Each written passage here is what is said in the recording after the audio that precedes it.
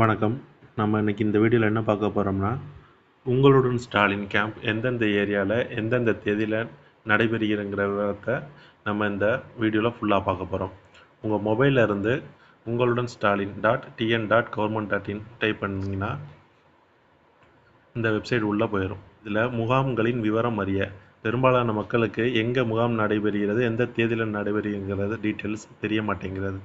So உங்கள் மொபைலில் இருந்தே இப்போ ஈஸியாக நீங்கள் பார்த்துடலாம். முகாம்களின் விவரம் அறியங்கிறத கிளிக் செய்யவும். இந்த பட்டன் நீங்கள் கிளிக் பண்ணிடுங்க. இதில் அனைத்து மாவட்டம், தமிழ்நாட்டில் உள்ள அனைத்து மாவட்டம் டீட்டெயில்ஸ் வரும்.